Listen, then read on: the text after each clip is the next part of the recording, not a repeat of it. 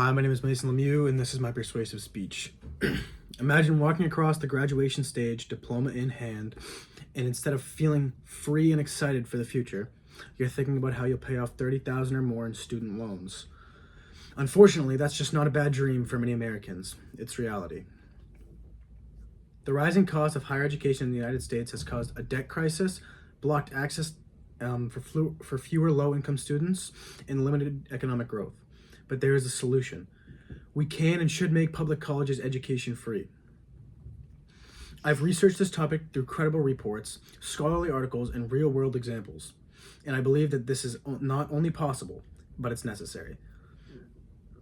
So today I'll explain why high college costs are such a serious problem, and then I'll offer realistic solutions that can come from the government, social, and individuals like us.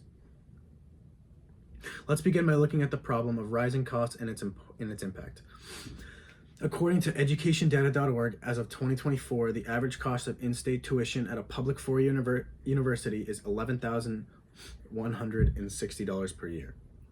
For out-of-state students, it jumps to $30,780. And that's not even including books, housing, or fees. The result? Student loan debt in the U.S. has increased by 265% since 2006, totaling over $1.7 trillion. Yes, that's trillion with a T. But the damage doesn't stop at individual debt. It's a national economic issue. A report from LendingTree.com explains that student debt suppresses consumer spending. Young adults are delaying buying homes, starting businesses, and even failing families because of their financial obligations. And perhaps the most concerning is the inequality it creates. A New York Times article published on November 14th, 2023, points out that low-income and first-generation students are most likely to drop out of college due to financial problems. This just isn't fair. It's damaging to the very idea of the American dream. So what do we do about it? Let's start at the government level. The United States should provide tuition-free access to public colleges and universities, just like Germany and Norway, as well as other countries in other parts of the world. According to the Washington Post, in February 2024, an article states that Germany eliminated college tuition in 2014. As a result, they saw a rise in enrollment, better job outcomes, and a boost in economic productivity. This isn't some far-fetched fantasy. In fact, the United States government has already spent billions on student loan forgiveness programs, tax breaks, and subsidies. By reallocating these resources toward upfront tuition coverage at public colleges, we could remove the need for most student loans altogether. We're already paying for college, just at the least efficient and most painful way possible. But the government action isn't the only answer. There is also a role for organizations and individuals. Many private companies are stepping up.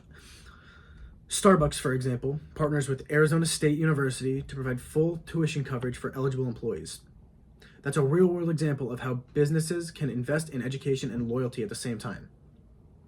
Nonprofits as well, like the Gates Foundation, fund initiatives and expand college access for undeserved communities. If more corporations and philanthropic groups followed suit, it could fill some of the funding gaps while supporting a stronger workforce.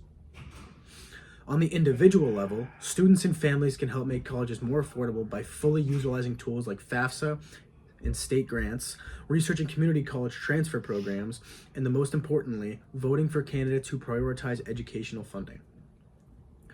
Change happens at the ballot box just as much as in the legislature. In conclusion, we are at a crossroads. College debt is weighing down millions of Americans, blocking opportunities and hurting the economy. We've looked at how the high cost of education is causing personal and national damage, how government programs could eliminate tuition costs, and how society and individuals can also contribute to making an education accessible for all. Let me leave you with this. Education should be right, not a privilege. Imagine how a world where students walk across the stage, not only with a diploma, but with true freedom. That future isn't far away. It will just take a while to build it.